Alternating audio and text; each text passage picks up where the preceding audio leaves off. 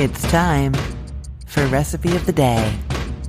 To defrost or not to defrost? That is the question, especially when it comes to chicken wings. If you have some chicken wings in your freezer and you're thinking about cooking them up, do you thaw them first or do you cook them straight from frozen? Now, I'll tell you that I wouldn't have necessarily thought that this was a popular question to ask, except that when I look at the stats for my websites, I can see that tens of thousands of people search for this on Google every month, and over 20,000 of them come to my sites for the answer because I have a post on each of my sites, Cook the Story and the Cookful, addressing how to cook chicken wings from frozen.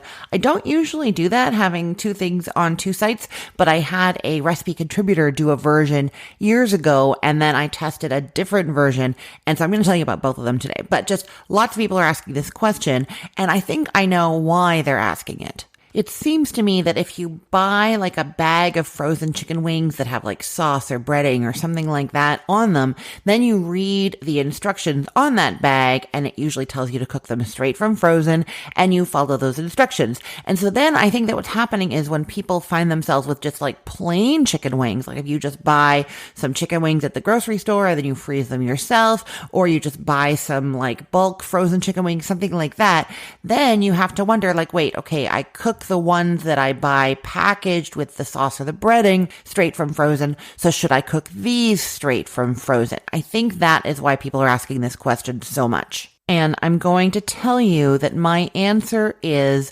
if you have time to thaw them, then definitely thaw them. They just turn out much better. What you're going to do is you're going to thaw them, and then once they're thawed, you're going to want to bake them using that crispy baking method that I swear by. You can find that on thecookful.com if you search for baked chicken wings. This is where you toss them with just a tiny bit of baking powder, and it changes the pH of the skin and makes it crisp up way better. Super good. So if you have the time, you're going to want to thaw them first and then do that method. If they're a little bit damp, especially if they were like coated in the water solution, that kind of thing, you might want to dry them off really good with some paper towel first and then follow that baking method. That is my best recommendation. However, if you are in a hurry and you just want to get them into the oven, they're going to turn out pretty good. Not as crispy, but fully cooked and pretty tasty.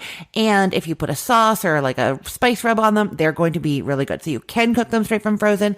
That's what I'm going to tell you how to do now. Okay, like I said, I have two slightly different versions of this. I'm going to tell you which one is better, and that is the one on Cook the Story. The difference between it and the one on the Cookful is that the one on Cook the Story does not use any oil to start with, and that is the one that ends up a little bit better. So I'm just going to tell you how to do that one, but if you want to add oil, you can, and that is going to be on the Cookful. Okay, so what you're going to do is you're going to preheat the oven to 425 degrees Fahrenheit, and then you're going to line a baking sheet with some parchment paper. If you don't have parchment paper, you can use aluminum foil. I would just lightly oil the foil because sometimes the fat from the chicken can come out and kind of stick to the foil, and then that can get a little bit messy. So if you lightly oil it with cooking spray or just a little bit of oil, cooking oil, then that is not going to happen. And so that is what you're going to want to do. With parchment paper, it's not going to stick, so you don't have to worry about that. Then you put the wings on that baking sheet that you've lined with parchment or foil in a single layer that's not overlapping. And yes, this means that the chicken wings were frozen individually. You don't have like a big clump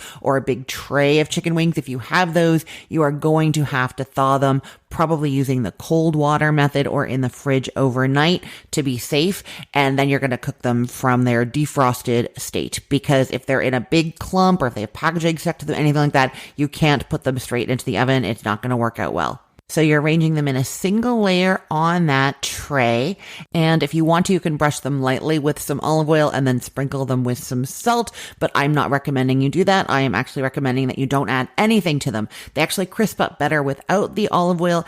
And without the olive oil on them, then the salt doesn't really stick to them well. So then you don't want to season them at this point either. So you're just putting them on the tray and you're putting them into the oven. You actually don't even have to wait for the oven to finish preheating. You just get them in there as soon as you have them on the tray. And once the oven comes up to temperature, then everything will start going a little bit more quickly. Now, how long are they in there for? If the wings had already been split, like they'd been cut into the flats and the drumettes, then they're in there for 50 minutes, 50. 0. If, however, they were not cut, so you've kind of got those full wings with the bends in them, then you need to add an extra 10 minutes onto there. It's going to be 60 minutes. I think it is best that you just leave them in there. Do not open the oven even to check if they're ready. Use the oven light for that. Don't open the oven to season them. Don't do anything. Just leave them in there for the full time. That's going to give you the best results. But if you want to, you can open the oven door halfway through, sprinkle some salt on there, and then close it back up again. And then after that 50 minutes or 60 minutes, if you have the full wings, you're going to use an instant read thermometer to check that they're at least at 160 degrees Fahrenheit. If so, you're going to let them rest outside of the oven for about 5 minutes, and then you're going to season them with some salt and toss them with some kind of sauce, buffalo sauce, barbecue sauce.